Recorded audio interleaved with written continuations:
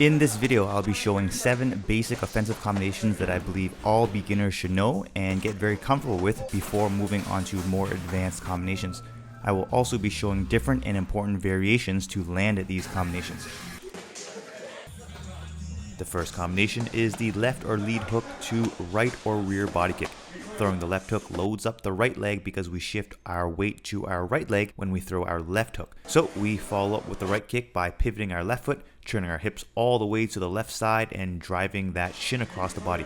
Sometimes when we throw our hook into our kick is too close because our opponent doesn't back away. Remember, our legs are longer than our arms, so if our circular punch lands, our kick might be too close. So we can adjust by bending our leg and squeezing the kick in by really driving those shins across the body. But there is a higher risk of getting hit as our head is now closer to our opponent's hands. So instead, we can shuffle to the left to create space before kicking. In fact, this generates more power. To shuffle, we step to the left with our left foot as we throw our hook, then shuffle by replacing our left foot with our right foot as our left foot steps further to the left to create an angle, and into our right body kick. When you circle to your opponent's left, a common reaction is for them to circle to their left to square up with us, and when they do make that adjustment, they walk right into our kick, increasing the damage. If they don't circle to square up with us, well, we have a good angle for our kick. Sometimes when we step and throw our initial hook, our opponent backs away, so we close the distance with the same footwork, except we step forward with our left foot and into our kick. This shuffling footwork also adds momentum and power to our kick. This shuffling footwork generates momentum and power to only our body or high kicks. If we want to generate momentum and power to our low kicks, we want to double step instead, but I'll save that for another video. So we can also hook and shuffle into our rear high kick.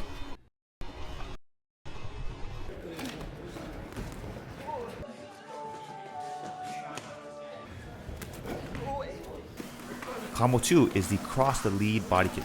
Similarly to generating momentum and power by going left to right, we generate the same by going right to left. When throwing the cross, all our weight is shifted to our lead leg or left leg, so we can push off that left leg, step forward with our right leg and into our left kick. Usually, my opponent backs away after I throw the cross, which is why I like to step forward into my left kick. If they stay still, I like to step back with my rear leg and into the pivoted position and into my kick.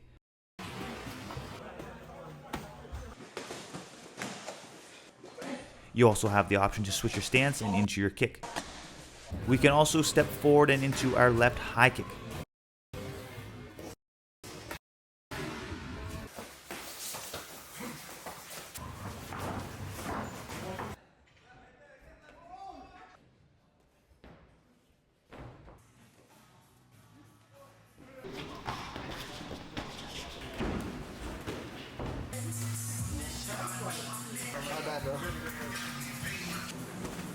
If our opponent doesn't back away, we can make this same adjustment by stepping back into the left high kick.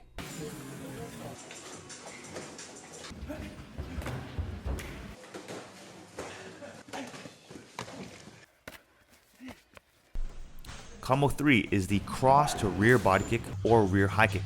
Instead of focusing on momentum and power, we now double the same side, making it more tricky and less telegraphed. By throwing our cross, our opponent may parry and occupy their left hand, allowing us to land that right kick better. So, what happens if our opponent backs away? We would gallop to close the distance. It's actually very similar to shuffling like in Combo 1. After throwing our cross, if our opponent backs away, we slide our rear leg forward, followed by another step forward with our left leg to close that distance and into our kick. This footwork also generates momentum and power into our kick. When our opponent backs away a lot, I like to lean back on my kick, making a T with my body, allowing me to elongate my limbs and stretch out further to land the kick. Sometimes I hit with the foot, but it's better than nothing. If we want to throw our cross into our right low kick, we would double step instead of galloping. But again, I'll save the double step for another video. Combo 4 is a simple jab into the rear body or high kick. Unlike throwing the left hook where we shift our weight to our rear leg and generate more power on the right kick, we shift our weight to our lead leg when we throw our jab. But we can still generate power by throwing our regular rear body kick by taking a small step into the quarter pivoted position, elevating up onto our lead foot tippy toes as we pivot our foot and turn our hips all the way to the left, driving that shin across the belly. But why not just throw the left hook for more power? Because the jab makes it more simple to find our range. Our jab is long, so if our jab lands or gets close to our opponent's head, it tells us that we are in perfect range for our rear body kick. Combo 5, the jab into our lead body or high kick. Similar to combo 3, we double the same side. Again, the jab is just a great measuring stick to find our range for our kicks. The jab doesn't need to land for us to land the kick. This one is more tricky because most people throw the jab, then switch their stance to load up the left leg and then kick, but that takes more time. So instead, we're going to jab as we simultaneously step our rear leg forward into the pivoted position, loading up our left leg and immediately into our lead kick. This means our jab has no power. We are just popping the jab out there as a distraction to set up our left kick. We are hoping that our opponent extends or drops their right hand to parry, leaving their right side face or body open for our kick to land. Combo 6 uses the exact same footwork and momentum as Combo 2, except we're going to throw our lead long knee instead. So throw that cross, step forward with your rear leg and into that knee. I'd say a knee is more damaging than a kick, but harder to land, especially on someone who knows how to keep their distance.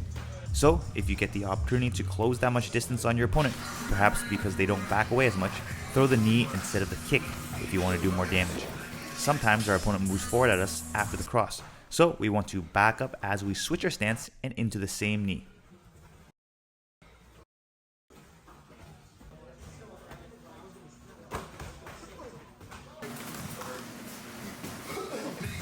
And combo 7 is the left or lead hook into our rear or right knee.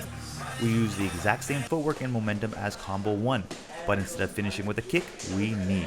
Step your left leg forward as you throw your left hook, then shuffle by replacing your left foot with your right foot as your left foot steps forward and into the knee. Again, I'd say a knee is more powerful, so if you feel you can close the distance on your opponent, throw that knee instead. If you are too close after throwing the hook because your opponent moved forward, jump back to create distance, then knee. Just because it is a close range weapon doesn't mean you can go too close. Distance is power. I hope you guys enjoyed this video. Please remember to like, comment, share, and subscribe, and let me know what other tutorials you'd like to see.